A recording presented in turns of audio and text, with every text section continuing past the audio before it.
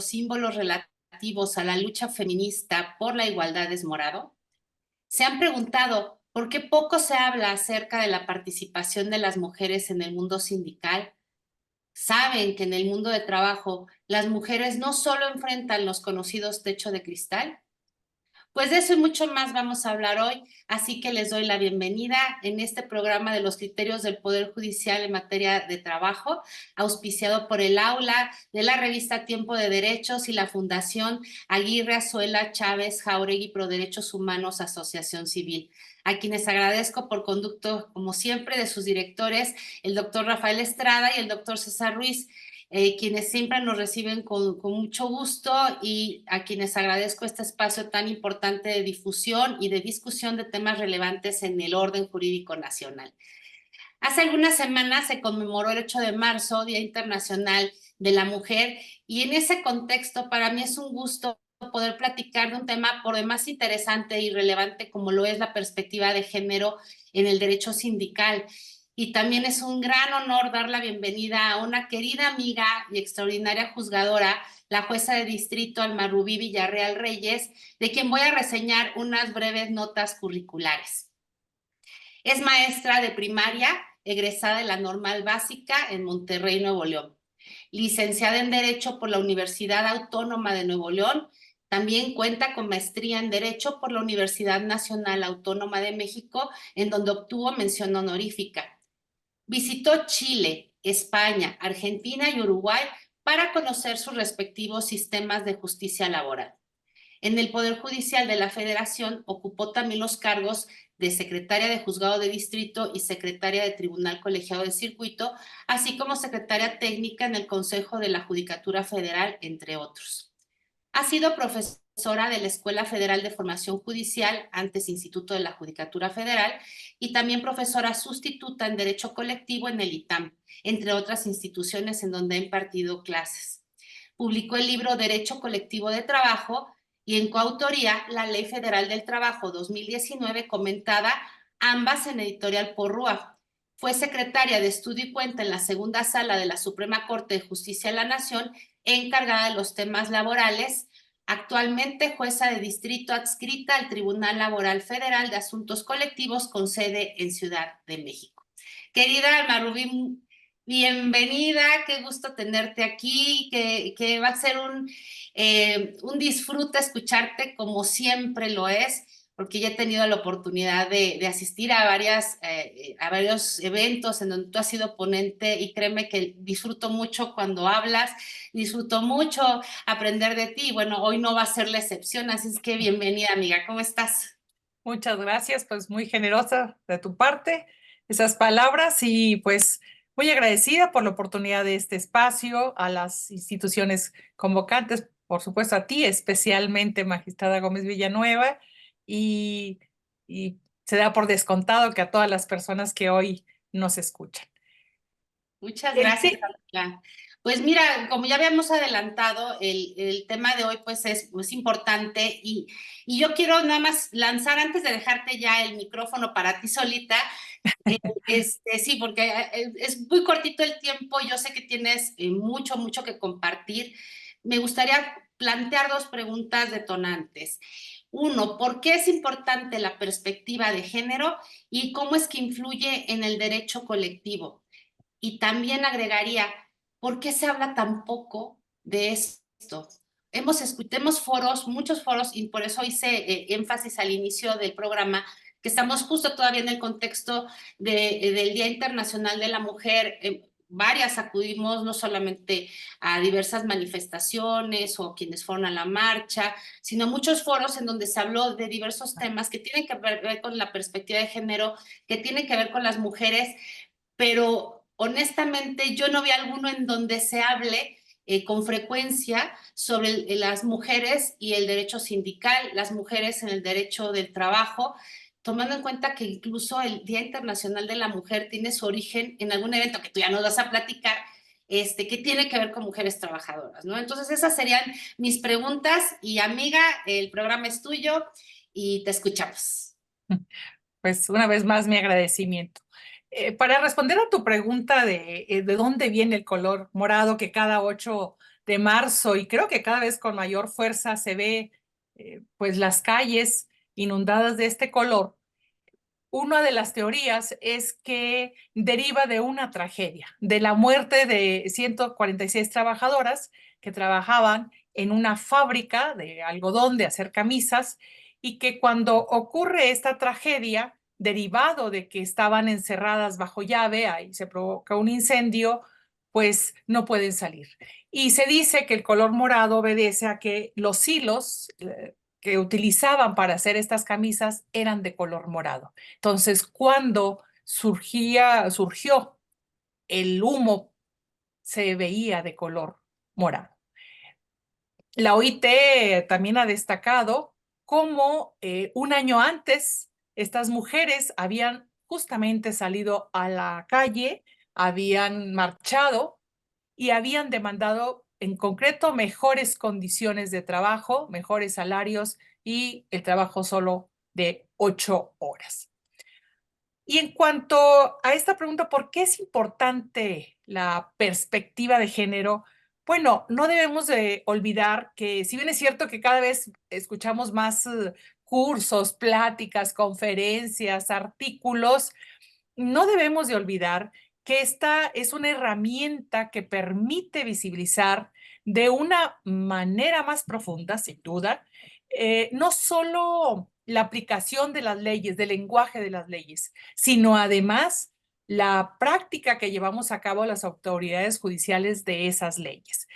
Esta visibilización a través de esta herramienta, de este camino, permite visibilizar, sin duda, pues en atención al sexo, al género, a la preferencia sexual, una asignación social diferenciada, tanto en los roles como en las tareas en virtud de esa preferencia sexo-género.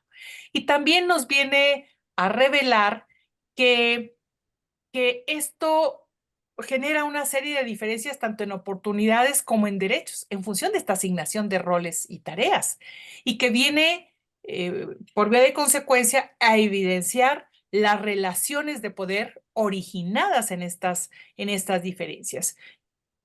La perspectiva de género también nos permite visibilizar, se encarga también de esta vinculación entre sexo, raza, género, religión, preferencia sexual, creencias políticas, etcétera. Y viene a cuestionar, que esto es muy importante, los impactos diferenciados tanto en las leyes como en las políticas públicas.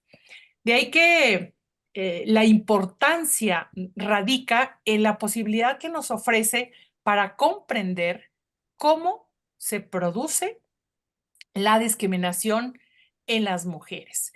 Y si hay alguna duda de este impacto diferenciado de estos roles, de estas tareas, de estas obligaciones y por lo tanto del acceso a las oportunidades, llámese en el trabajo, en la educación, incluso en el acceso a la justicia, pues basta recordar que en 1917 nuestra Constitución, que como todos sabemos, fue muy reconocida a nivel mundial por su incorporación de los derechos sociales, en particular en el artículo 123, pues el derecho del trabajo. Ahí, en esta Constitución tan reconocida mundialmente, resulta que las mujeres no tuvimos derecho a votar. ¿Y cuál era el sustento de que no tuviéramos esta oportunidad, este derecho? Pues derivaba del prejuicio de que las mujeres no teníamos la capacidad suficiente para elegir a nuestras personas gobernantes. De ahí que la perspectiva de género es, como ya lo señalaba, una herramienta muy importante porque el mundo no es neutral y el mundo del trabajo no escapa a esta realidad. Si nos vamos en concreto al tema de la representación sindical, antes de abordarlo, o más bien, ¿qué, qué, qué, qué papel juega esta representación sindical en este mundo de trabajo que no es neutral? Se parte de una aparente neutralidad, pero lo cierto es que en función de si eres hombre o mujer, pues tienes acceso más fácil para ingresar al trabajo, para ascender, para en los temas de acoso u hostigamiento o en el tema de la brecha salarial que es tan marcado. Por eso la representación proporcional en las directivas sindicales que se instituye a partir de la reforma del 1 de mayo de 2019 viene a ser un elemento clave para no es suficiente, pero sí muy importante para transformar y lograr en una garantía real, efectiva de estos derechos, de estas condiciones de trabajo, pues sin duda, si bien es cierto que el mundo de trabajo se ha caracterizado por la precariedad laboral, pues las mujeres mayormente sufren esa precariedad. Cuando me refiero a la representación proporcional, me refiero a un criterio bajo el cual se asegura la participación en la directiva sindical en correspondencia al número de hombres o mujeres que laboran en un centro de trabajo. Luego se confunde un poco con lo de la paridad de género. La paridad se parte de la igualdad entre hombres y mujeres. Aquí solamente, decíamos, corresponde al número de hombres o mujeres de manera proporcional que existe en un centro de trabajo. Y esta representación proporcional se inscribe dentro del derecho colectivo. Cabe recordar que el derecho colectivo se constituye por tres instituciones. Estoy hablando del derecho de sindicación, del derecho de contratación colectiva y del derecho de huelga. El derecho de sindicación, o sea, el constituir sindicatos, no es solamente para tener un papel donde se diga que se conformó un sindicato. La finalidad de esta institución, pues, es el estudio, el mejoramiento y la defensa de los derechos de la clase trabajadora. Y su objetivo es para, como decía, mejorar estas condiciones, estos salarios, y ello se va a plasmar en el contrato colectivo de trabajo. Por eso se dice que el derecho de sindicación y contratación colectiva no se puede separar. Está estrechamente vinculado. Como todas, como todos sabemos, si nos contratan, pues no se necesita tener un contrato para tener derecho a 12 días de vacaciones el primer año o a 15 días de aguinaldo por un año de trabajo o al 25% de la prima vacacional. No, pero este contrato colectivo que va a tener como finalidad mejor estas prestaciones mínimas que ya nos otorga la ley, pero que se puede mejorar, en lugar de 12 días de vacaciones, pues a lo mejor desde el primer año 14 o 15 o 20. Todo va a depender de las condiciones y el poder de negociación de los sindicatos, pero también para lograr mejores condiciones. Me estoy refiriendo a tener una prestación que se denomina extralegal, como el fondo de ahorro, vales de despensa, ayuda de transporte, seguro de vida, etcétera. Y en caso de que este contrato colectivo no se quiera celebrar por parte del patrón, de la patrona, o teniendo un contrato colectivo se incumpla con él, pues la clase trabajadora goza de un instrumento que se llama la huelga, que es el último recurso que tienen las trabajadoras, los trabajadores, pues para hacer cumplir sus derechos. Y volviendo a esto de los sindicatos, pues hasta ahora las estadísticas nos ponen de manifiesto que ha sido principalmente ocupado por hombres. ¿Y qué ha traído como consecuencia esta dirigencia sindical principalmente eh, ocupado por hombres? Pues que la agenda de género no se posicione. Cuando hablo de agenda de género, me refiero a la brecha salarial, que como mencionaba es bastante importante, no solo en México, es en el mundo, pero México pues no escapa a ello. Estamos hablando, dependiendo de la institución a la que se acuda, de un 25 o 30%. Estamos hablando de que para ingresar a un centro de trabajo nos ponen más requisitos. Estamos hablando de que hay un mayor acoso y hostigamiento sexual. Todas estas cuestiones, todos estos elementos no se pueden poner sobre la mesa, o sea, en la negociación del contrato colectivo, que es cuando el sindicato, la dirigencia sindical, se sienta con la parte empleadora a negociar esas condiciones de trabajo. Entonces, si las mujeres no están representadas en esa dirigencia sindical, pues trae como consecuencia, entre otras cuestiones, pues que no se posicione sus problemas, sus necesidades que les aquejan día a día. No podemos soslayar que cuando decimos que las mujeres son discriminadas, que los hombres también son discriminados, o que el género no solo abarca a mujeres, obviamente también a hombres o a personas con una preferencia sexual diversa. Pero la plática del día de hoy me voy a centrar en las mujeres trabajadoras porque históricamente, frente a los hombres, pues han sido mayormente discriminadas.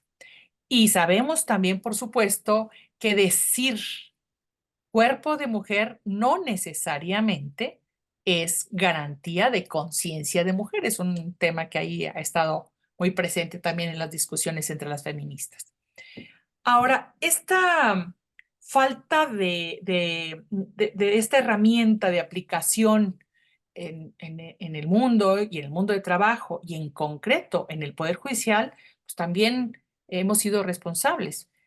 Yo puedo ponerme de ejemplo que durante más de 10 años fui secretaria proyectista en un tribunal colegiado y en los pocos asuntos que llegaron de mujeres, porque cabe señalar que sí llegan pocos comparado con el de los hombres trabajadores. Sin embargo, hace 15 años yo nunca apliqué la perspectiva de género. Eso te habla de que pues, hay una invisibilidad. Ha cambiado, pero bueno, ahí vamos. ¿Alguna pregunta hasta aquí? Pues para mí me va quedando muy claro, ahorita que mencionabas esto, que somos corresponsables, además de corresponsables, porque digo, igual trabajé muchos años como secretaria, tanto en juzgado como en tribunal colegiado, ni siquiera existía o ni siquiera permeaba el tema o la perspectiva de género. No sabíamos que era un método de análisis, por supuesto que no lo íbamos a aplicar. Cómo puede marcar la diferencia en la actividad jurisdiccional, ¿no? Al poder cuestionar no solamente las normas, sino también los hechos, las pruebas, con esa otra visión. Me acuerdo mucho de una presentación que tú tuviste y que pones unos lentes morados. Justo, la perspectiva de género es un enfoque diferenciado y tiene que ser un enfoque con otra visión. Y hemos avanzado de ese tiempo para acá y con otros instrumentos. Ahora, ¿por qué no nos platicas cuáles son, no solamente a nivel nacional, sino internacional, todo ese marco normativo que tiene que ver con la perspectiva de género en el mundo del trabajo y también qué otros instrumentos tenemos para poderla aplicar? Sí. Como punto de partida, sin duda, pues es el artículo primero y cuarto constitucional que nos habla del derecho a la igualdad y no discriminación entre hombres y mujeres. Si nos vamos ya al terreno de la ley específica que regula el derecho del trabajo, pues estamos hablando que en el artículo 2 habla de igualdad sustantiva entre trabajadoras y trabajadores. Así cito textualmente, dice entre trabajadoras y trabajadoras. Y en su artículo 56, que en realidad recoge lo de las categorías sospechosas, lo que se ha denominado en la doctrina como categorías sospechosas y que está en el último párrafo del artículo primero constitucional, que dice que está prohibida cualquier discriminación, o en este caso, en el artículo 56 de la Ley de Trabajo, en las condiciones de trabajo basadas dice, en el principio de igualdad sustantiva y que está prohibido que se atiendan a cuestiones de sexo. A diferencia de la Constitución, aquí en la Ley Federal de Trabajo expresamente se establece por sexo. Normalmente todos aborda por género, pero aquí es mucho más específico. Y habla también sobre las responsabilidades familiares. Habitualmente, hasta ahora, hemos invocado la Ley Federal de Trabajo o la Constitución. Sin embargo, hay tres leyes claves, me parece, que tenemos que tener presente que si bien es cierto, no son las leyes exactas, como son las leyes especializadas en estos temas de igualdad entre mujeres y hombres, pues nos amplía el panorama y la visión. Me estoy refiriendo a tres leyes generales, que es la igualdad entre mujeres y hombres, y esta ley, que es desde el 2006, o sea, no es de ayer, como dicen, no, no, o sea, ya tiene bastantes años, estamos hablando de 14, de 18 años, imagínense ustedes, y viene a sentar las bases para establecer una política de igualdad en ese sentido propuesto por una comisión internacional que es la CEDAW. Pero, pero además establece medidas que aseguran la corresponsabilidad entre el trabajo y la vida personal y familiar. Un aspecto que hasta hace muy poco en la ley fue de trabajo ni se mencionaba. Decían, esto no corresponde al mundo de trabajo. Una segunda ley es la ley de acceso a las mujeres a una vida libre de violencia. Y la tercera, la ley general de víctimas. Y ahí en esta ley en específico se incluye a la reparación integral por desigualdad estructural y también se habla de medidas preventivas. Si bien es cierto que están mucho con el enfoque de materia penal, lo cierto es que no podemos soslayarlas y son obligatorias, son generales, son públicas, por lo tanto, estamos todas las personas operadoras jurídicas, las personas juzgadoras, a tomarlas en cuenta a la hora del procedimiento y o de dictar las sentencias laborales.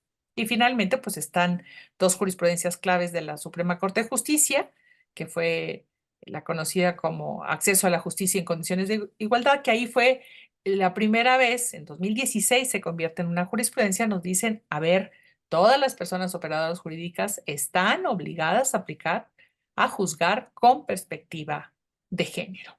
Eso es en el ámbito nacional, pero en el ámbito internacional también tenemos mucho marco normativo. Ese no es el problema, como dicen, ¿no? Están los convenios de la OIT, el 100, 111, 156, están los tratados de generales sobre derechos humanos, como es el Pacto Internacional de Derechos Civiles y Políticos y protocolos en Salvador, o dos tratados especializados que me parece muy importante subrayar que, sobre género y que ya los hemos escuchado mucho, que es la CEDAW, por sus siglas en inglés, que es la Convención sobre la Eliminación de todas las formas de discriminación contra la mujer, y la Convención Interamericana. Esta es una ley de nuestra región, obligatoria para México, está suscrita por México, la Comisión también, igual que la CEDAW, Convención Interamericana para prevenir, sancionar y erradicar la violencia contra la mujer, y que por mejor conocida por el lugar donde se celebra esta convención, Belén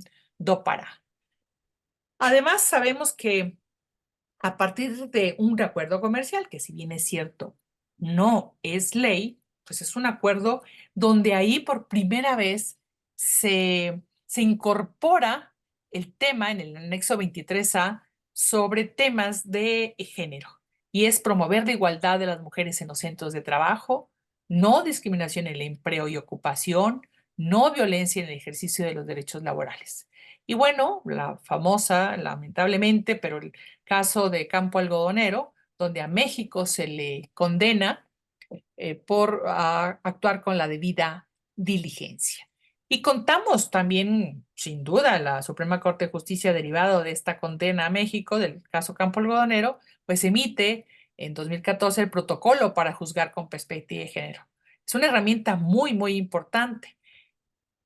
Cuando el alto tribunal hace una investigación de qué tanto se aplica este protocolo para juzgar con perspectiva de género, se da cuenta que no está teniendo mucha aplicación. Y entonces en el 2021 emite varios manuales para juzgar con perspectiva de género, tanto en materia penal, familiar y laboral. En verdad se los recomiendo ese manual porque habla sobre 11 temas, desde una panorámica general, todo con enfoque de la ley federal de trabajo, en el tema del mundo del trabajo, el tema de las pruebas, el tema de las trabajadoras del hogar, el tema de la reparación integral, el tema de los sindicatos, en concreto el de la representación proporcional, el tema de las pruebas. Entonces es un instrumento muy, muy, muy importante. Y tampoco podemos olvidar que en el 2021 la Corte Interamericana de Derechos Humanos emitió una opinión consultiva, la número 27, diagonal 2021. ¿Cuál es el origen de esta opinión consultiva? Bueno, hubo 6 países de Latinoamérica, Argentina, Chile, Costa Rica, Colombia, entre otros, donde le piden a la Comisión Interamericana que hay un problema de discriminación y violencia que están sufriendo las mujeres y en particular las mujeres lideresas sindicales. Y la Corte Interamericana, la Comisión lo eleva ante la Corte Interamericana y México participa porque una vez que llega a la Corte Interamericana, celebra audiencias, son públicas, cualquier persona puede intervenir y entonces México participó en esta audiencia. Aquí cabe destacar que una opinión consultiva solamente resuelve cuestiones de derecho, o sea, no hay partes, no hay litigio propiamente. Es un pronunciamiento eminentemente jurídico.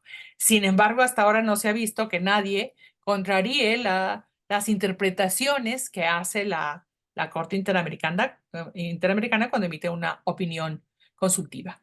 Y en esta resolución, la Corte Interamericana parte de un aspecto, que el combate a la pobreza y desigualdad son componentes esenciales para el desarrollo de cualquier pueblo democrático, de cualquier país democrático. Entonces, por eso es tan importante el trabajo, pues es el que genera la riqueza.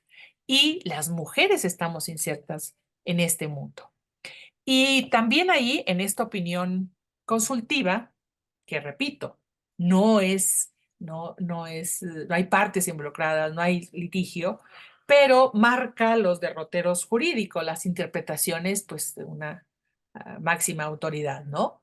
Y por primera vez ahí se invoca una serie de ordenamientos, de leyes, de normativa que nunca se había visto, porque invoca desde los convenios de la Organización Internacional del Trabajo, desde los criterios del Comité de Libertad Sindical, de la comisión de expertos de la Organización Internacional del Trabajo sobre la aplicación de convenios y recomendaciones, invoca la Carta Europea, invoca la Agenda 2030 y dice, y todo este bagaje normativo conforman lo que ella denomina el Corpus Juris Internacional, el cuerpo normativo internacional que nos va a regir en esta, jurídicamente hablando, que sobre este tema de la pregunta que le habían hecho en esta opinión consultiva es cuáles son los efectos, cómo se debe de ver los derechos colectivos de las mujeres ante todos estos ordenamientos internacionales. Y dice, aplica tanto para el sector público, para el sector privado, e incluso también dice, es cierto que quienes denuncian, pues son derivados de hechos de mujeres lideresas sindicales que están siendo hostigadas, que están siendo discriminadas, que están siendo violentadas. Sin embargo, dice, también aplica a aquellas personas en situación de vulnerabilidad, entre otros, pues la comunidad LGBTI más. Y bueno, dice, los prejuicios personales y estereotipos de género afectan la objetividad de las personas que juzgan, de las personas operadoras jurídicas, por lo que la ruta es, hay que nombrarlos y hay que evidenciarlos.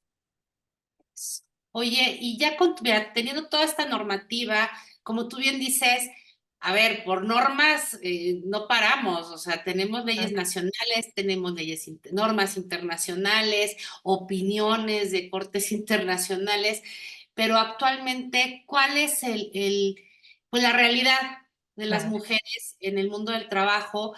Y tú como jueza en un tribunal tan importante como es este tribunal federal de asuntos colectivos, que aunque tiene sede en Ciudad de México, quiero recalcar que tienen competencia a nivel nacional, ¿cierto? Sí, Entonces, efectivamente, tenemos jurisdicción en todo el país. todo el país. Entonces, ¿tú cómo lo ves? ¿Qué has podido detectar como jueza de este tipo, en este tribunal especial? ¿Cuál es la realidad de las mujeres trabajadoras hoy en día? Sí, si nos vamos a los datos estadísticos, advertimos que si bien es cierto que de los 130 millones, el 52 de personas que vivimos en este país, el 52% de la población somos mujeres, lo cierto es que accedemos al mercado solo el 45%, frente a un 75% que acceden los hombres. O sea, hay una brecha del 30%. Y si nos vamos a la brecha salarial, como ya lo mencionaba, hay quienes hablan entre 25 y 30%. Y bueno, aquí cabe subrayar que hay una política, o sea, esta reforma laboral fue acompañada no solamente por todos los cambios que ahorita vamos a ver, en la Ley Federal de Trabajo del 2019, sino que hay un incremento salarial muy importante de alrededor del 110%. Además, hay una reducción en las semanas de cotización, por ejemplo, para acceder a las pensiones. O sea, hay cambios importantes. Sin embargo, y ahí las mujeres, por cierto, fueron fuimos las más beneficiadas porque nos ubicamos en los salarios más bajos, por lo tanto, este incremento pues benefició a más mujeres. Sin embargo, no es suficiente. Estamos hablando de que las mujeres también, un elemento que ahorita se está abordando mucho a nivel nacional es el tema de los cuidados. ¿Por qué? Porque se dice, las expertas feministas, que mientras no se abata este tema de los cuidados, o sea, esa división del trabajo en función de si eres hombre y mujer, y que la mujer cargamos con el tema de la casa, de los hijos, las hijas, de las personas enfermas, etcétera, pues esto va reduciendo el número de horas que tenemos posibilidad para capacitarnos, para buscar mejores puestos o puestos de tiempo completo o de ascensos, y que además se vuelve un círculo vicioso porque entonces accedes a puestos más precarios o de medio tiempo y esto in- incide en una mayor dificultad para tener derecho a la seguridad social, para el acceso a una cuenta bancaria, para que te den un préstamo, una institución bancaria y por lo tanto acceder a una vivienda, y el tema cuando ya se termina el ciclo laboral, pues acceder a una pensión digna, sin soslayar que los hombres pues también tienen pensiones muy bajas, pero bueno, las mujeres todavía la tenemos aún más bajas o no tenemos derecho. Y que no podemos también pasar por alto que el tema de, del- de los lugares, la inseguridad que sufrimos las mujeres, incluyendo el ámbito laboral, pues es más alto también que los hombres. Y el acoso y el hostigamiento, sin duda, hay un mayor hostigamiento para las mujeres y los hombres. Repito, no solo es México, también es en el mundo. Tan es así que en años recientes la Organización Internacional del Trabajo tuvo que emitir un convenio, el convenio 190, para combatir este problema mundial. Ahora, en cuanto a la pregunta, decías, ¿cuál es mi experiencia como jueza en el Tribunal Laboral Federal de Asuntos Colectivos? Bueno, esta precariedad que en general hasta ahora vivimos las mujeres, pues lo podemos constatar al acudir a los recuentos. Como tenemos nosotros jurisdicción en todo el país, solamente de las industrias, de las actividades, de las ramas o las empresas de gobierno, pues tenemos que acudir a los recuentos en todo el país. Y ahí hemos tenido la posibilidad, lamentablemente, de constatar cómo efectivamente las mujeres se encuentran en los puestos más bajos en general, mucho de afanadoras, de la limpieza, etcétera, o en puestos medios. Si nos vamos a los puestos altos, pues ahí nos damos cuenta que las mujeres en general no acceden. Y nosotros, eh, las mujeres juezas, eh, fuimos privilegiadas en el sentido de que por primera vez cuando se instrumenta esta reforma del nuevo sistema de justicia laboral, el concurso que se hace se exigió la paridad, ahí sí, paridad, igualdad entre hombres y mujeres juezas y jueces. Este Tribunal de Asuntos Colectivos lo conformamos 5 mujeres y 5 hombres. Ahora, también el Poder Judicial de la Federación ha implementado 2 concursos de oposición desde el 2019 dirigidos exclusivamente a mujeres en aras de apuntalar esta paridad de género en las personas juzgadoras. Me gustaría recordar, para no olvidar, cómo ha sido la evolución conforme la ley fue de trabajo, los derechos de las mujeres trabajadoras. Mi punto de partida sería la ley fue de trabajo, se entra en vigor por primera vez en 1931. Y ahí se nos tuvo que disculpar a las mujeres casadas de exhibir el permiso del marido. O sea, expresamente se puso en el artículo 21 y 241 que estábamos liberadas de exhibir ese permiso del marido. Una se preguntaría, bueno, ¿y acaso los hombres también en esa época exhibían el permiso de sus esposas para poder trabajar? Pues es obvio que no, ¿verdad? Obviamente. Y si seguimos como una línea del tiempo imaginaria, vemos que en los años subsecuentes lo que se privilegió como derechos fue la función reproductiva, el maternaje, los cuidados, que si a ciertas horas después de las 10 de la noche no podíamos laborar o en lugares insalubres, pero, pero fue mucho alrededor del maternaje, de la función reproductiva, repito, lo que se conoce como éramos objeto de derecho, no sujetos de derecho. Es en realidad hasta 2012 donde hay un cambio pues, pues fundamental, así hay un corte muy importante que es donde se introduce en realidad la perspectiva de género. Aquí es donde por primera vez se habla de trabajo digno decente, y se habla sobre la no discriminación entre hombres y mujeres. También se habla por primera vez de la igualdad sustantiva. Se abordan los conceptos de hostigamiento y acoso. Se prohíbe a la parte empleadora la exigencia de los certificados médicos por embarazo. También se introduce el reposo por lactancia. Eh, el patrón, por ejemplo, está obligado a apoyar a la autoridad jurisdiccional por el tema de las pensiones alimenticias. En realidad hay un giro muy importante en la reforma del 2012. Y ya caminando con este paso tan importante, con este referente eh, que marca la introducción de la perspectiva de género, pues en 2019 ahí es donde se introducen aproximadamente 18 cambios a la ley de trabajo. Y ahí esencialmente los cambios, además de hablar de temas que apuntalan este tema de la igualdad sustantiva, hay dos elementos claves, que es la representación proporcional de las mujeres en las directivas sindicales, que ya lo hemos mencionado, y el otro es el protocolo, una obligación que tienen las personas empleadoras de celebrar junto con los trabajadores o con el sindicato, según sea el caso, un protocolo para prevenir la discriminación, el acoso y el hostigamiento en los centros de trabajo. Y también en este año se viene la ratificación del convenio 189, que es el convenio de las personas trabajadoras del hogar, donde en México además se les reconoce que tiene derecho a ser de manera obligatoria inscritas en la seguridad social. Y finalmente en 2022 se ratifica el convenio 190 que justamente la Organización Internacional del Trabajo lo emite para, para combatir esta violencia y el acoso de las mujeres.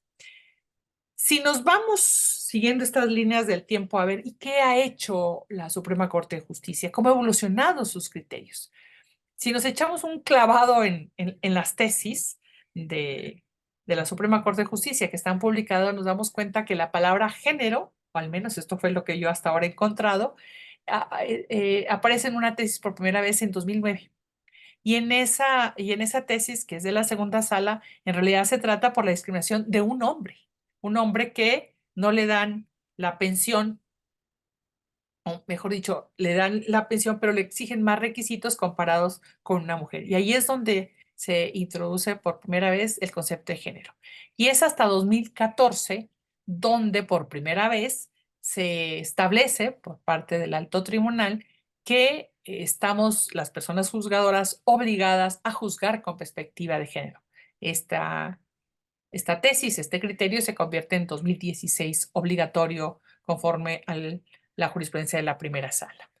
Luego viene en 2017 un criterio también muy importante de la segunda sala donde dice, a ver, las mujeres embarazadas sí le ofrecen el trabajo que como recordamos, pues antes, en el momento en que la parte empleadora ofrecía el trabajo, se revertía la carga de la prueba y ya era la persona trabajadora quien tenía que demostrar que el despido era injustificado.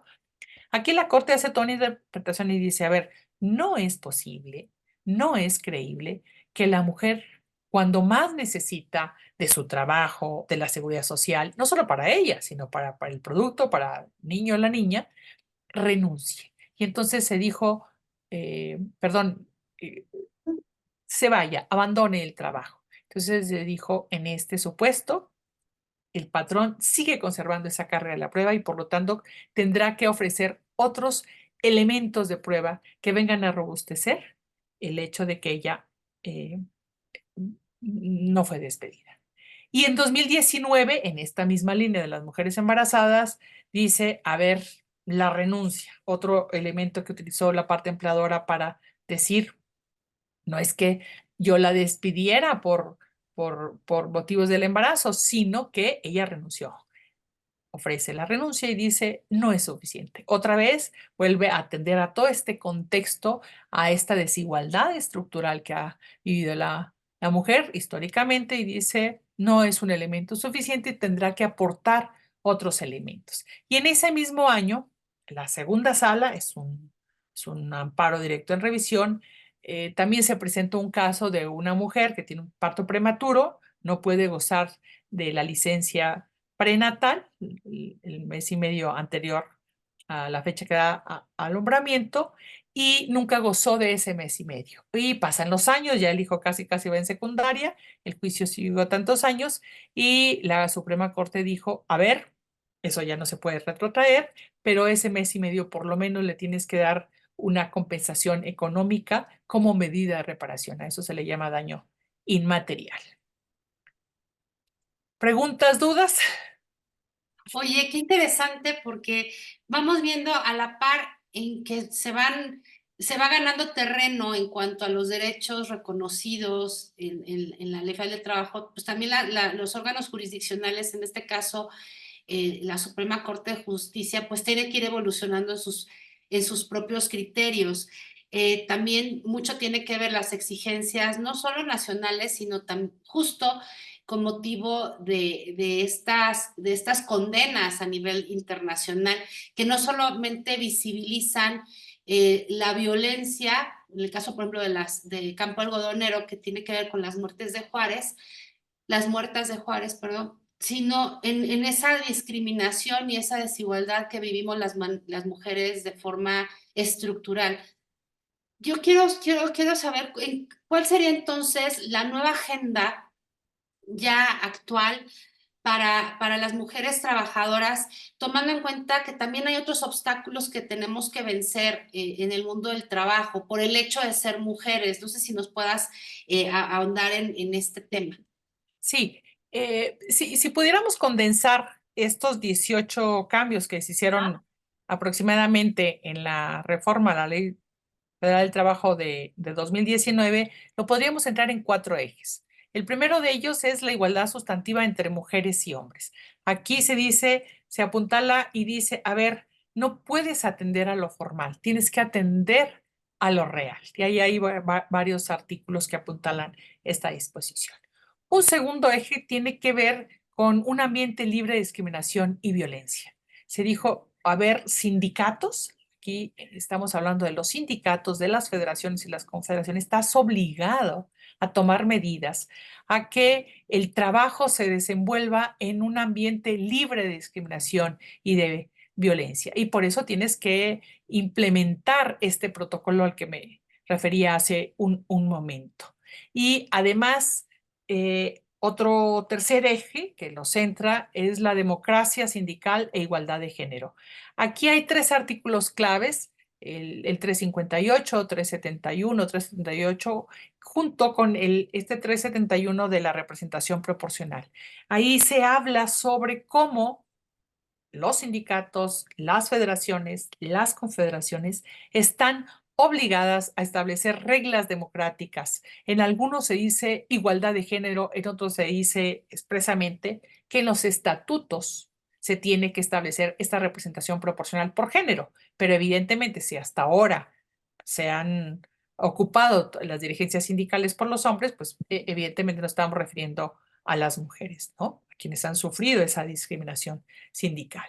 Y un cuarto eje que hoy por hoy lo escucho como, pues, desde el gobierno, desde los partidos políticos, por supuesto, las organizaciones o las diferentes instituciones que se encargan de los temas de las mujeres, el tema de las responsabilidades familiares. Se dice incluso que mientras no, que es el tema de los cuidados, que mientras no se cambie esto, o sea, la división por el sexo de trabajo, familia, mientras el Estado no lo implemente como una política pública, no solo el Estado, las personas empleadoras, el propio sindicato, la comunidad, mientras no genere estancias infantiles, mientras no genere lugares donde puedan estar los adultos, las personas adultas mayores, donde no genere, donde haya estos temas comunitarios de comida, de lavado de ropa, etcétera, etcétera, para que las mujeres podamos estar en igualdad de condiciones y, por tanto, acceder al mundo del trabajo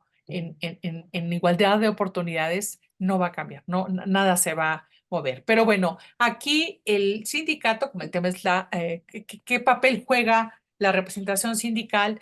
Pues que las mujeres, al estar en la dirigencia sindical, eh, tomarán un papel mucho más protagónico, mucho más consciente de las necesidades, de las precariedades, de las dificultades a las que se enfrentan y necesariamente lo tendrán, lo ponen sobre la mesa al estar no solamente en la dirigencia sindical, en cualquier comisión que se genere dentro del centro de trabajo, ahí tiene que estar la mujer. Y la importancia de que esa agenda de género, esa brecha salarial, ese acoso, ese hostigamiento, esas dificultades para el ingreso, para los ascensos, que el sindicato lo haga suya, ¿verdad? Y no podemos olvidar que en la Ley Federal de Trabajo se estableció el lenguaje incluyente. Hay quien dice que no es cierto, pero si atendemos al artículo 49 expresamente, vemos que ahí habla sobre persona trabajadora y persona empleadora. Debemos recordar que la Ley Federal de Trabajo no fue reformada, solamente alrededor de 100 artículos fueron reformados y entonces no se pudo, por razones de tiempo, porque no incluyó toda la ley, hablar en un lenguaje incluyente. Si bien es cierto que el lenguaje no es el elemento esencial, es una vía para visibilizar esta discriminación, para incluir, porque el lenguaje finalmente construye realidades, ¿no? Claro. Y bueno, ahí está este tema del lenguaje incluyente. Y bueno, en la experiencia volviendo al Tribunal Laboral Federal de Asuntos Colectivos, vemos que la participación de las mujeres hoy por hoy como secretarias generales es muy baja, pero, pero sin duda se ha incrementado. Voy a dar algunos datos estadísticos que ha proporcionado el Centro Federal de Conciliación y Registro Federal. A diciembre de 2023 había 30.522 contratos legitimados. Se había hablado primero de 500,000, luego se habló de 200,000, luego se dijo 150,000. Lo cierto es que a la hora de la verdad, como dicen, pues solamente fueron legitimados 30.522 legitimados. Y esto le dio oportunidad a 5 millones de personas trabajadoras a ser convocados e ir a votar.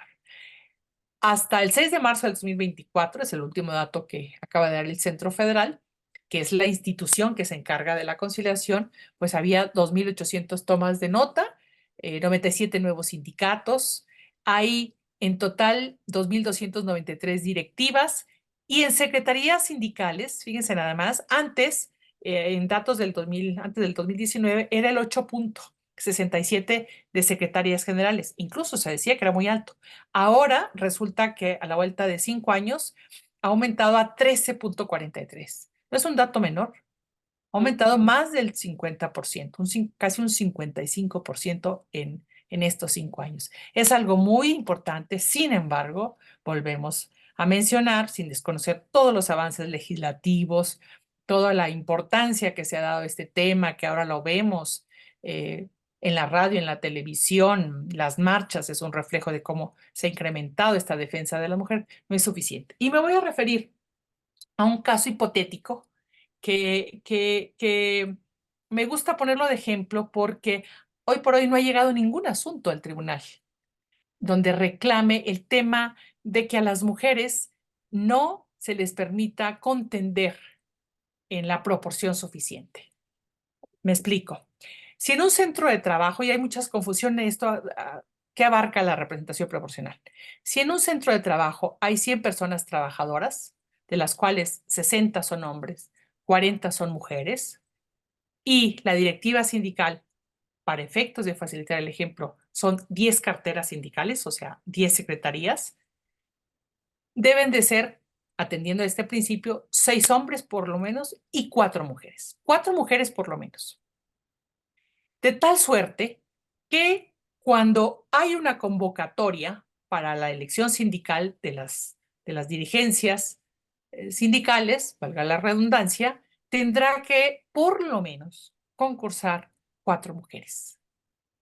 Si no lo hacen, o sea, si van dos desde la convocatoria y desde las planillas que contiendan, pues es evidente que el resultado no va a ser satisfactorio, no va a ser legal porque no va a cumplir con esa representación proporcional. Entonces, es muy importante que desde las planillas, desde las convocatorias, haya de manera proporcional. Ahora, siempre hay una discusión de decir, ¿qué pasa si son 6 mujeres y 4 hombres, al revés volteado, como dice? Bueno, pues sí, entonces serían 4 hombres por lo menos y 6 mujeres. Eso atendiendo a la representación proporcional. Pero también tenemos que tener presente que es histórica la discriminación de las mujeres. En la mayoría de los sindicatos, si vemos en los 20, 30, 50 años, no ha habido una sola mujer dirigente sindical. Por tanto, como acción afirmativa, sí hubiera 6 mujeres, pero hubiera 8 mujeres, no afecta, porque es una acción afirmativa, ya no atendiendo a a este criterio de la representación proporcional, sino tú dices, bueno, si el contexto nos revela que nunca ha habido una mujer, que es la primera vez, y puede haber más mujeres en la dirigencia sindical, pues no es contrario a la ley. Hay que tenerlo esto, yo creo, muy presente. Y qué principios debemos atender durante el proceso, pero en un dictado de la sentencia, partiendo de un supuesto que a las mujeres no se les dejara contender. Hay que tener presente que hay que respetar el derecho a votar y ser votada, que tiene que haber una representación proporcional por género que no es opcional, es obligatorio. El hecho de que no esté en los estatutos no exime a las organizaciones sindicales a cumplir con este mandato. También que ese proceso electoral incluyente es desde la convocatoria, que medidas como básicas, no está en la ley, pero que es, yo diría que es una consecuencia natural, es que si es mujer, el suplente tiene que ser del mismo género, para evitar esto lo que se conoció en política, lo de las Juanitas. También aplica no solamente a nivel nacional, sino también a nivel seccional y que se debe acceder a carteras de poder de decisión real. Es muy común que las mujeres ocupemos las secretarías de las actividades culturales o en el mejor de los escenarios de las mujeres, de la acción femenil, pero no la Secretaría General, no la de finanzas, no la de trabajo, que son normalmente las carteras donde se concentra un poder real. Y por supuesto tendrá que emitirse en lenguaje incluyente. Y ya para terminar, yo diría que en caso de una sentencia, no solamente sería la nulidad, siguiendo este ejemplo de que fuera nula la convocatoria porque no se cumplió con el número proporcional de las mujeres, tendría no solamente que anularse esa elección y reponerse, sino además de estas medidas, tiene que sensibilizarse y por lo tanto, como una reparación integral, incluirse un curso de sensibilización a la directiva, tanto sindical, por supuesto, que se publique en el portal si hubiera o un sitio web, si lo tuviera el sindicato, hacer un compromiso público por parte del sindicato de no volver a cometer estos actos discriminatorios y si no está en los estatutos, por supuesto que se tiene que adecuar. Son como medidas, ejemplos de qué podemos hacer y no solamente constreñirnos a este resultado formal de se nulifica y se repone el procedimiento de la elección sindical. Pues yo hasta aquí lo dejaría, veo que el tiempo nos está consumiendo y pues bueno, nos quedan 5 minutos y si hay alguna pregunta o duda, con mucho gusto. Gracias a oye, nada más antes de concluir, ¿tú por qué crees que no han llegado asuntos al tribunal al que tú integras? O sea, digo, puede ser muchas cosas, pero en realidad tú qué es lo que crees? No se están dando cuenta, no se enteran de que tiene que haber esta representación proporcional, no saben cómo combatirlo, no se animan, no las dejan, o todo está bien, o queremos creer que todo marcha perfecto. ¿Tú qué Los crees? expertos en la materia dicen, hay un aspecto que no podemos soslayar, que esta reforma laboral en realidad vino un poco de arriba y un poco por la presión internacional. Entonces, las mujeres trabajadoras, la clase trabajadora en general, pero las mujeres no somos la excepción, no se han adueñado. No hay una conciencia, no hay un conocimiento. Si bien es cierto que el Poder Judicial ha hecho mucha difusión de esto, advertimos que no es suficiente. ¿Por qué? Porque se tiene miedo, se tiene desconocimiento. A los diferentes foros o reuniones que a mí me han convocado, lo primero que me piden que explique es cuál es el procedimiento, porque las mujeres no saben cómo hacerle. ¿Qué tendrían que hacer si es un procedimiento especial colectivo o es individual? O, ¿cómo? ¿Ante quién tiene que acudir? ¿Qué pruebas tienen que exhibir? Que si las actas, que si no, que si de dónde vienen estos principios que yo he mencionado. Bueno, pues viene del derecho electoral en realidad estos principios. ¿Por qué? Porque ellos ya tienen mucho camino andado, claro, se tienen que adaptar a la cuestión sindical, pero, pero ahí están estos principios. Y además porque hay miedo. O sea, el desconocimiento también genera temor, genera inseguridad y por tanto, pues no acudes mejor, decides negociar acá sin emplazar a huelga y eso hace que el porcentaje de mujeres secretarias que han acudido al tribunal en general es un promedio, no rebasa ni el 5%. Wow, Sí, wow, es muy bajo. sí. Claro, no podemos soslayar, estamos en un periodo de transición de este incremento de más del 50% en las dirigencias sindicales de las mujeres, como secretarias generales, que es la secretaría que realmente concentra el poder, que yo creo que en algunos años pues se va a ver reflejado, pero apenas estamos en ese periodo de transición.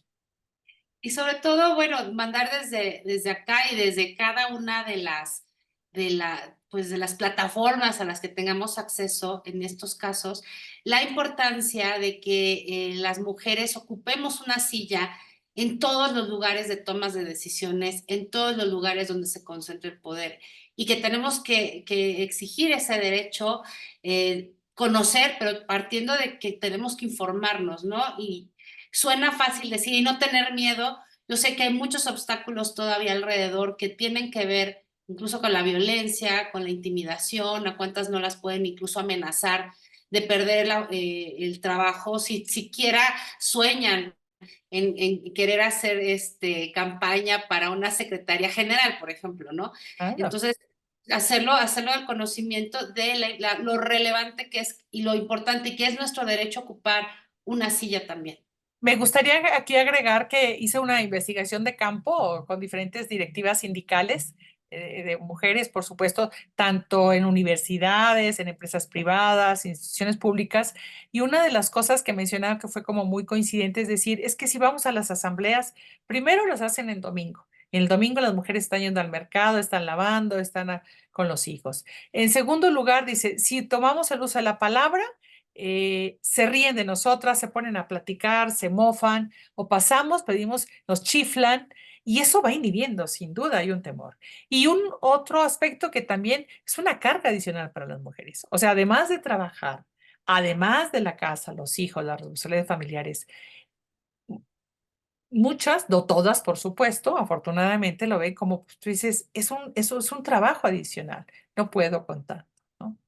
Claro. Entonces, pues todo esto suma, sin duda, Sí, sí, tomando todo en cuenta esto que, suma. bueno, y como tú mencionas, ahorita ha sido relevante y justo a partir de la pandemia se ha visibilizado la problemática de las no dobles, triples jornadas y sobre todo que tiene que ver mucho, mucho, todo que ver con los ¿Eh? cuidados y justamente en la época de pandemia, al estar en casa, recluidos, vamos, de alguna manera concentrados con en espacios en donde pasaba todo, Ah, absolutamente todo, el cuidado, la educación, la vida en ah, familia, la ah. vida laboral, y para muchas mujeres una realidad triste y desgarradora es que si antes a lo mejor la violencia que se vivía dentro de casa salían y se enfrentaban a otro tipo de violencias, vamos, pero ahora estar todo el tiempo, las 24 horas con sus agresores,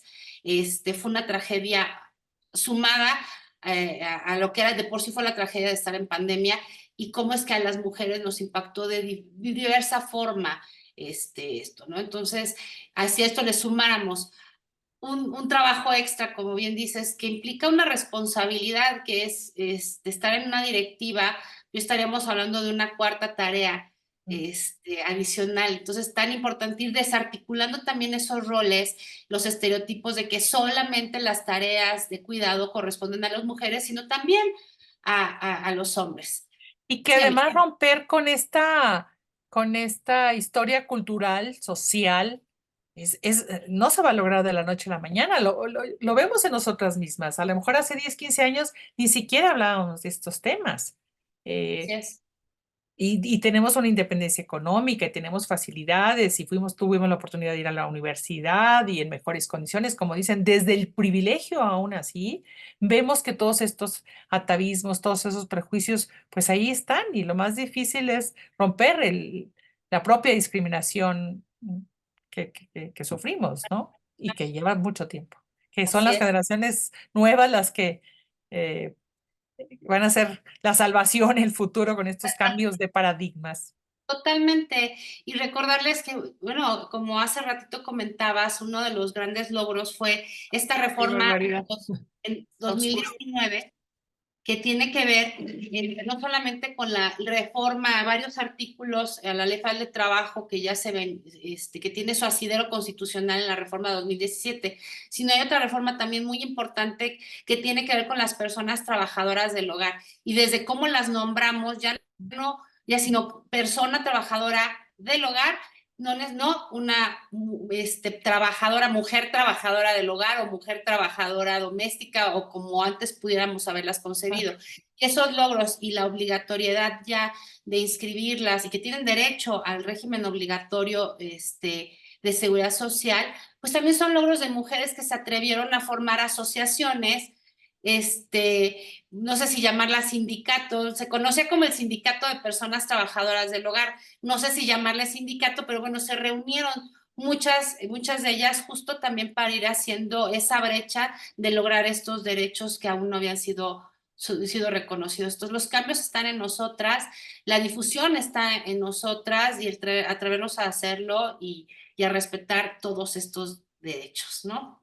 Algo con lo que quieras concluir como reflexión final, querida amiga. que es muy importante este espacio que ustedes generan, que nos dan la oportunidad de hablar sobre este tema, que es bastante lo que se ha impulsado. Sin embargo, la realidad sigue mostrando que no es suficiente, que lleva mucho tiempo poder quitar esas estructuras, esos viejos paradigmas, esos referentes, que, y que la única manera es, pues, esto, visibilizando, hablándolo, nombrándolo, ¿verdad? Poniéndole nombre y apellido y que va a ser la única manera y que el Poder Judicial tiene también un papel muy importante. Quiero decir que ahora el 8 de marzo nosotros hicimos un ejercicio ahí en el Tribunal Laboral de Asuntos Colectivos y escogimos a 12 mujeres que han impulsado el tema de género dentro del mundo de los sindicatos. De veras son historias bastante difíciles, bastante complejas, pero unas verdaderas guerreras y que pues que el Poder Judicial tiene que seguir ese ejemplo, que dentro del Poder Judicial, por supuesto, que también hay mujeres que han marcado pautas y han marcado diferencias muy importantes y que pues ahí tenemos que seguir para poder visibilizar esta desigualdad estructural. Así es. Pues muchas gracias, querida Alma Rubí. No sé si nuestros queridos amigos Rafa Estrada, César, Olivia, Susi tengan alguna pregunta. Si me permiten hacer, bueno, voy a leer un comentario que pusieron en la plataforma. Es de la doctora Ete Luján Mediza Madera. Dice, es sensacional cómo en México está condenando la violencia contra las mujeres, que en mi caso han malogrado mi vida entera por persecución, discriminación, violencia física y psicológica, por amenazas e intentos de homicidio y nunca he recibido nada, ni indemnización, restitución y más causas que no quiero hacer alusión. Muchas gracias por abordar el tema. Querida doctora Ethel, pues nuestra solidaridad, sororidad ante lo que esté viviendo y no sé si tú quieras agregar algo, querida Rubí. Que hay instituciones, no podemos olvidar que está la Procuraduría de la Defensa del Trabajo, ya sea federal o en los diferentes estados, que también está la CONAPRED, que abordan estos temas de discriminación, que ahora la Defensoría de Oficio de la Escuela Pública, la Escuela, sí, la Defensoría del Poder Judicial también está ahí. Acérquense, de veras, es gratuito, no tiene ningún costo y yo creo que va a ser como de mucha luz. A lo mejor no tendrá la solución que se espera, pero va a arrojar como muchos elementos que se desconocen. Hay caminos, hay vías, hay mucho que hacer todavía, aunque parezca que es un túnel, es un hoyo donde no se encuentra ninguna salida. No, hay instituciones muy comprometidas que están abordando estos temas con mucho compromiso, con mucha seriedad y que es gratuito. Así es. ¿Alguna otra pregunta, queridos amigos? César, Si me da usted la palabra, la tomo con mucho gusto, tú querida María. siempre la tienes, ya sabes que sí, amigo. No, pero justo esto es parte de de que en estos temas a veces es incómodo que los hombres hablemos del tema, parece que no tenemos voz. Y quizás es una de las cosas que habría que cambiar, no es una lucha de géneros, no ni una conversación que solo está, o que está vedada para los hombres, sino más bien debería estar vedada para todos aquellos que discriminan a las personas por razón de género y pues todos los demás que queremos o intentamos apoyar, pues deberíamos de unirnos, ¿no? Fíjese que tocaron un montón de puntos importantes, tomé nota, pero no puedo hablar de todos porque si no nos vamos a extender otro rato. El primero que me gustaría comentarles es, ustedes dos la dijeron, por leyes no paramos, por tratados no paramos, pero ¿por qué siguen existiendo estas diferencias estructurales?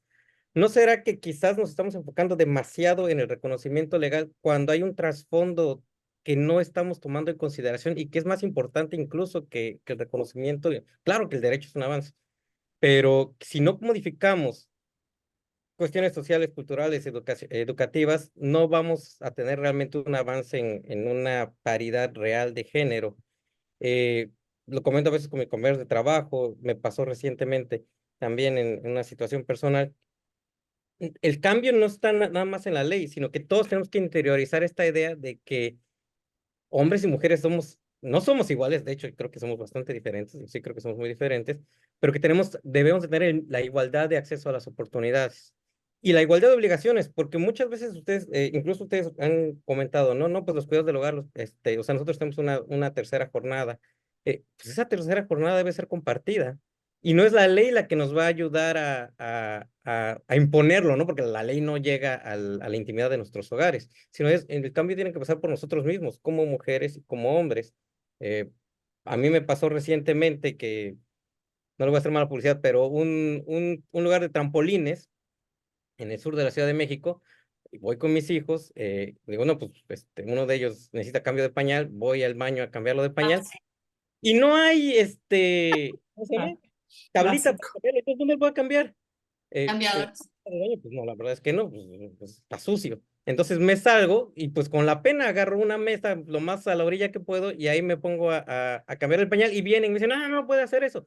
Digo, ¿dónde lo hago? Está en el baño, está en en la tabla, está en el baño de mujeres. Entonces, que voy a entrar al baño de mujeres porque ahí está la tablita. O sea, no sé, o sea, no sabía yo qué hacer, pero se me hace un ejemplo de que nuestra sociedad en sí misma no quiere dar ese paso hacia adelante, de que los cuidados de los niños no son exclusivos de las mujeres. Y si no cambiamos esa mentalidad, no importa cuántas leyes tengamos, vamos a seguir teniendo una desigualdad, porque sí es una desigualdad cuando a la mujer le cargan las tareas del hogar.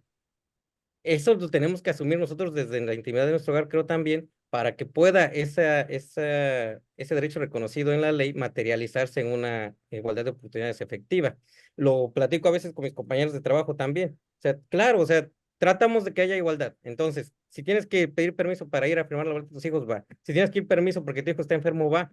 Pero también tu esposo tiene obligación de pedir permiso, ¿sabes? O también tu esposo tiene obligación de ir a firmar boletas. No tienes por qué cargar tú sola con esa obligación. O sea, tenemos que cambiar nosotros también nuestra forma de pensar. Bueno, me parece, ¿no? Que eso es algo que quizás deberíamos de cambiar para poder materializar estos derechos. Y en el mismo tiempo me parece que también es hora de ir adaptando los discursos a las nuevas realidades. Existen muchísimas desigualdades, sin lugar a dudas, pero también ustedes han mencionado que existen muchos avances, que si los reconocemos, quizás lejos de seguirnos dividiendo o fomentando este estereotipo de que los hombres y las mujeres, nos sirve para decir, a ver, los mismos hombres han ayudado a que haya reconocimiento de derechos, porque bueno, pues justo ustedes mismos decían antes ni siquiera podían votar, ni menos podían ser votadas, entonces pues existen al principio fueron hombres los que lo hicieron. Hoy en día en el Poder Judicial gana lo mismo un juez y una jueza, gana lo mismo un magistrado y una magistrada. Existen concursos para mujeres, o sea, son avances que se van logrando, que quizás reconociéndolos podemos irnos sumando y decir, a ver, la marcha de 8 de marzo no es de las mujeres, la marcha de 8 de marzo es de todos los que queremos que haya igualdad de oportunidades para hombres y para mujeres. Y así como se ha logrado avanzar en el Poder Judicial, por ejemplo, podemos usar esta experiencia exitosa pues para que haya igualdad de oportunidades en otros lados. No sé, o sea, digo, a lo mejor si vamos adaptando los discursos podemos ir sumando más personas a este tema. Y una que no me puedo dejar de comentar, discúlpame, ¿sabes? Eh, Me llama mucho la atención el tema de la paridad de género, porque cuando hablamos de paridad de género, hablamos de hombres y mujeres, por par, dos, y de que 50-50, 6, 4, etcétera, ¿no? Pero luego, por otro lado, decimos que el género es una construcción y que hay como 50. Y en algún momento decían, a ver, aquí no voy a hablar, no voy a entrar a esta discusión de género o sexo, si es hombre, mujer. Y me parece que es algo muy bondadoso que se ha hecho en la lucha feminista y en la lucha de las mujeres, de tratar de incluir a todos esos grupos que no tienen una voz o que han sido violentados, que son muy vulnerables. Pero quizás en este caso, y sobre todo porque ustedes mismas lo decían, ¿no? Necesitamos que haya mujeres en los sindicatos porque nosotras entendemos nuestras necesidades y solo si estamos ahí sentadas podremos traer estas necesidades a la luz y a la discusión. Entonces, no sé, ¿no creen ustedes que sería mejor, es pregunta más bien, ser más claros en qué es lo que están defendiendo, el sexo femenino o todos estos 30 o 50 o 100 géneros que dicen que existen? Porque si se meten en ese tema de que todos los géneros tienen que estar representados, pues no bastaría con que hubiera hombres y mujeres, ¿no? Sino tendría que haber todas estas manifestaciones de todos los otros géneros que dicen A que ver, existen. me gustaría, si no tengo que contestar esto. Sin duda, esta diversidad, esta preferencia sexual que cada vez es más amplia, es un tanto incipiente, claro, hay que atenderla. Y mencionaba que en la opinión consultiva de la Corte Interamericana dijo que cuando se refería a mujeres, no solamente eran mujeres, sino que también estaban incluidas las personas con una preferencia sexual diversa, solo que eh, el origen de esta opinión consultiva pues era la solicitud de mujeres por la violencia y la discriminación que estaba sufriendo las mujeres.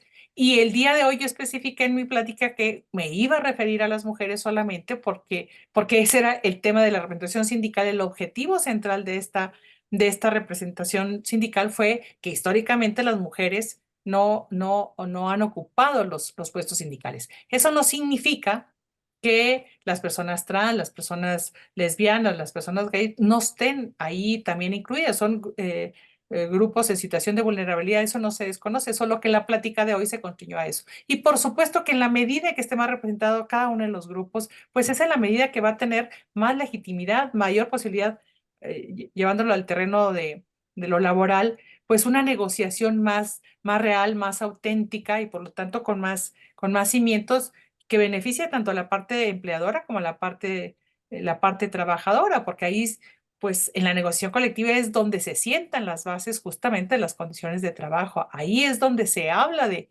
cuáles son las necesidades de las personas trabajadoras, por supuesto también de la persona empleadora. Entonces, no es que lo estemos excluyendo, pues es una aspiración natural, solo que hoy por hoy, si hasta ahora el dato estadístico es 52% de mujeres, e históricamente se advierte como en las dirigencias sindicales no hemos estado representados, pues a lo mejor empezamos por el grueso, no significa que no existan todos estos grupos en situación de vulnerabilidad.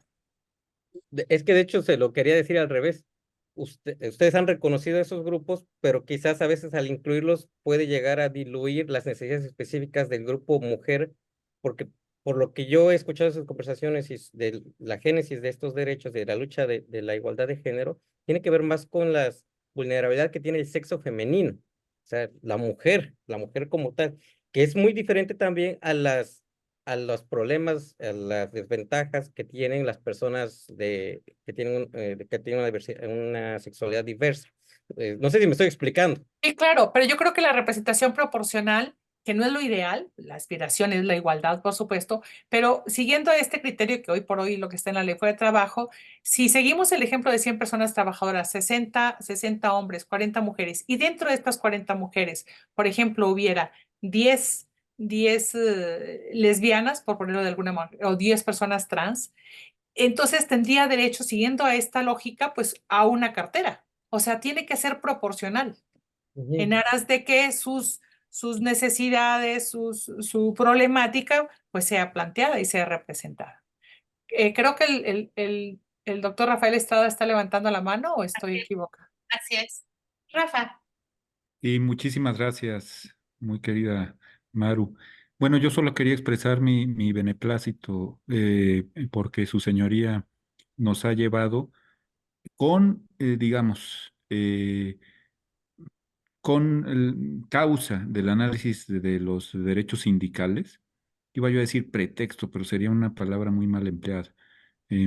Digamos, derivado del análisis del derecho sindical, que además habíamos postergado durante mucho tiempo en nuestro país indebidamente para todos efectos, no nada más para los efectos de género, nos ha llevado por las implicaciones que tiene esta importantísima materia para la igualdad en la consideración de la dignidad de todas y de todos. Y la verdad es que a mí me ha abierto los ojos en muchísimos aspectos. eh, y además, la cereza del pastel, pues ha sido lo que ha dicho la magistrada Gómez Villanueva, ¿no? El tema de las personas que trabajan en el hogar y sus derechos injustamente postergados, a pesar de celebración y suscripción de convenciones y tratados internacionales por parte del Estado mexicano. Yo creo que hay muy buenos cauces, gracias a juzgadoras como ustedes, para que esta situación se revierta en el muy corto plazo. Me refiero a la situación de opresión y de desigualdad estructural. Así es que pues, quisiera felicitarlas amplísimamente. Ha sido una tarde excepcional para mí. Muchas gracias. al contrario, muchas gracias, Gracias. querido Rafa, gracias. Y pues bueno, creo que ya no sé si hay alguna otra pregunta más. Parece que por lo menos no en la plataforma. Así es que aprovecho para darte las gracias, querida Alma Rubí, por esta tarde, por aceptar la invitación y pues por todo lo que nos has compartido en esta tarde, que sin duda es valiosísimo. Tendremos que seguir hablando de estos temas, tendremos que ahondar, nos queda mucho por hacer efectivamente y justo en la medida en que tú nos puedas ir compartiendo también tus experiencias como juzgadora en el tribunal de asuntos colectivos, pues podemos hacer otros programas también muy interesantes. Pues bueno, el mensaje es, finalmente creo que hay techos de cristal por romper, hay muros de cemento también queda por abatir, pero no hay que perder de vista que si bien no los podemos tumbar todos de un solo golpe, es muy importante no cesar en ir fracturando las estructuras, en ir fracturando esos cimientos patriarcales que se han constituido una losa de opresión para todas las mujeres. Muchas gracias, Alma Rubí. Muchas gracias, Gracias a querido ustedes. Quedo a Rafa. sus órdenes. Hasta Gracias. luego. Y pues Hasta no, luego. antes de que te vayas, te vamos a compartir un reconocimiento que te da el aula de la revista Tiempo de Derechos, así como la Fundación Aguirre Azuela Chávez Jáuregui, por tu excelente participación como ponente en este programa. Mil gracias nuevamente y pues bueno, este reconocimiento ya te llegará físicamente, ahora te extiende de manera virtual, pero ya te lo remitirán a tu juzgado. Muchas gracias a ti, a todos y todas por haber estado en este programa y pues nos vemos en un mes, si así se puede, con algún otro tema interesante. Muchas gracias. Gracias, buenas noches. Gracias. Hasta luego, amigos. Bye. Bye.